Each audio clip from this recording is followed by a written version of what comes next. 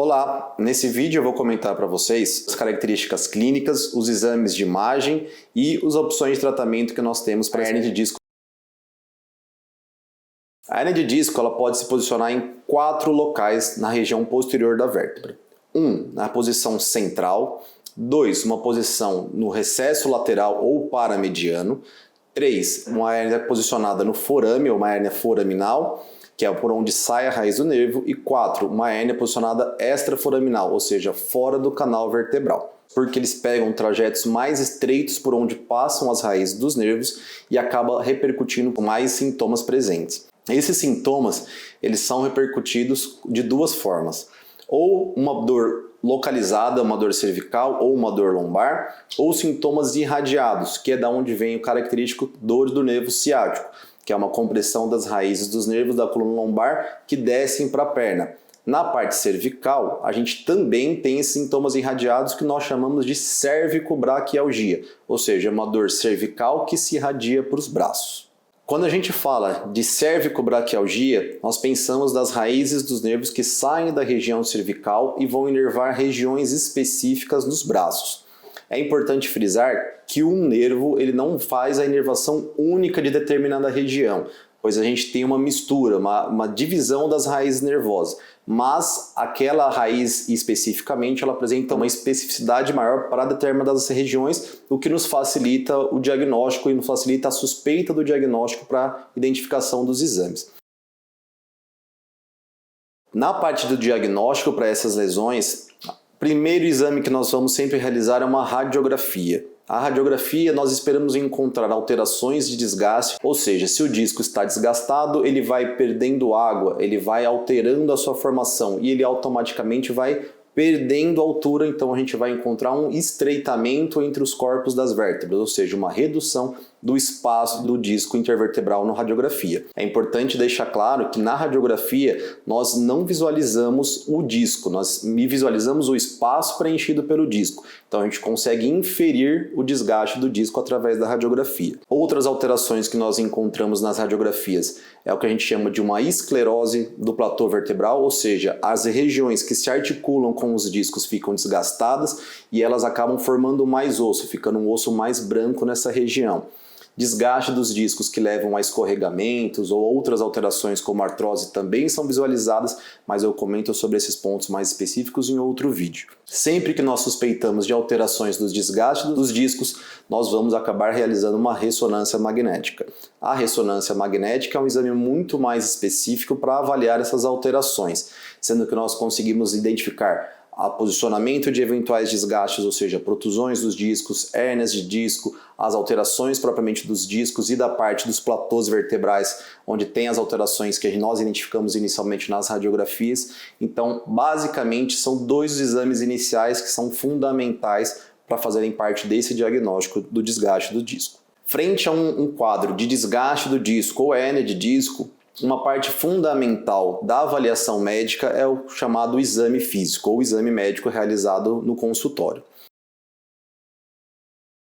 Nessa parte do exame é fundamental identificar características que provoquem dores, que levem aos sintomas, mas também nós temos o que nós chamamos de red flags ou bandeira vermelha, que são as situações de risco que nós temos que adotar um pouco mais de urgência nessas situações. Isso vale tanto para a região cervical, quanto para a torácica, quanto para a coluna lombar.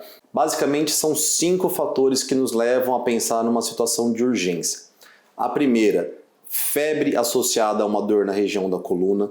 A segunda, presença de déficit neurológico. E a déficit neurológico ele vale tanto uma perda de força motora quanto uma alteração sensitiva.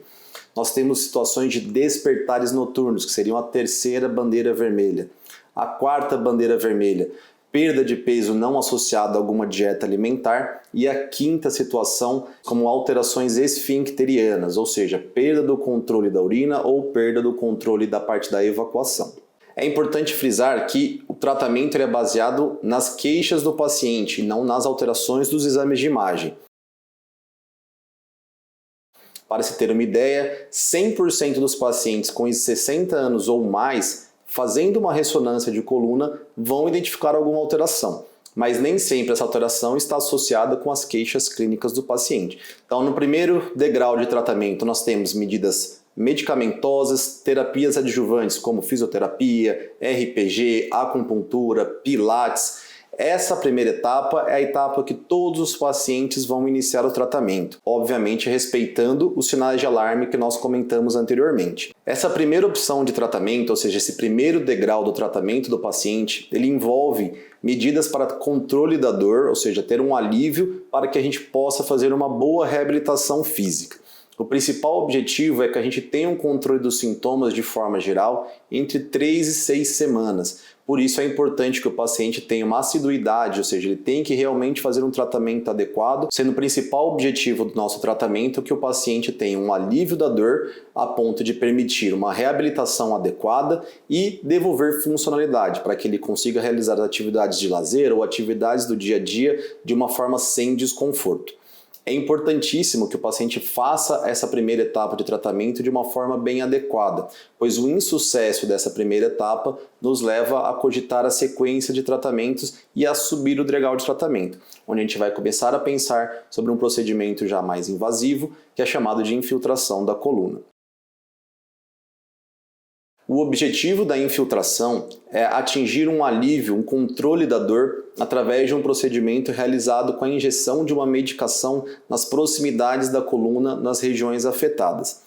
Esse é um procedimento realizado em centro cirúrgico que necessita de o apoio de um raio-x para que a gente faça a inserção de uma agulha até o local alterado e a gente faça a injeção da medicação. A infiltração é considerada um procedimento bem sucedido quando o paciente, realizando a reabilitação após o procedimento, tem um controle dos sintomas de 6 a 12 meses, sendo que é um procedimento que pode ser repetido se eventualmente voltarem os sintomas sem outros sinais de gravidade ou sem outros sinais de alarme. Quando nós não tivemos sucesso no tratamento, tanto na primeira etapa quanto eventualmente com uma infiltração, nós chegamos na terceira etapa, no terceiro degrau de tratamento, que é um tratamento cirúrgico. No tratamento cirúrgico, nós teremos como opção quando encontramos situações de desgaste já mais avançados, que o paciente não teve boas respostas nos tratamentos anteriores. De forma geral, o tratamento cirúrgico ele é individualizado de acordo com as alterações encontradas no exame físico e nos exames de imagem, sendo alterações no exame físico mais discretas, sem sinais de alarme, e alterações nos exames de imagem também sem alarme, onde podemos realizar eventualmente procedimentos minimamente invasivos.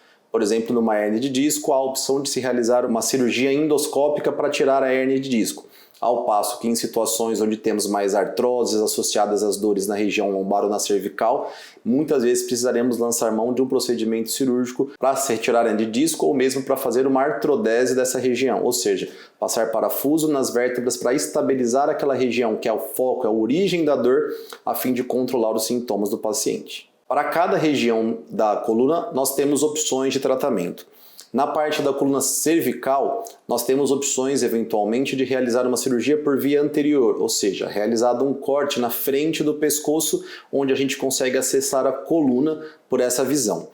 De forma geral, nesse tipo de cirurgia, nós retiramos as hérnias de discos ou os famosos bicos de papagaio, que são as partes ósseas que estão alteradas nessa vértebra, e estabilizamos essa região colocando um espaçador para preencher o espaço previamente ocupado pelo disco saudável.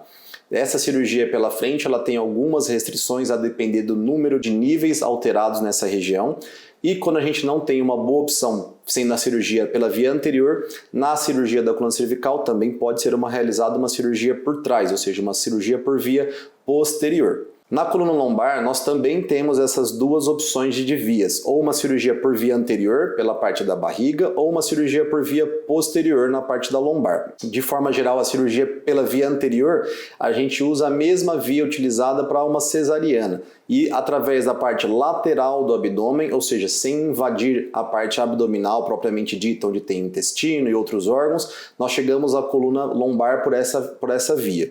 De forma geral, essa cirurgia ela tem uma utilidade muito boa para pacientes com uma dor lombar, especificamente axial, e ela pode ser realizada tanto por via anterior como complementação posterior em casos de hérnia de disco ou casos de desgastes de degenerações dos discos intervertebrais na coluna lombar. Para a cirurgia por via posterior na coluna lombar, nós podemos lançar mão de duas técnicas. Uma técnica minimamente invasiva, ou seja, uma cirurgia endoscópica, com a qual a gente faz um corte de 1 centímetro a 1,5 cm, e com auxílio de um endoscópio com uma câmera, a gente faz a cirurgia para retirar a hernia de disco.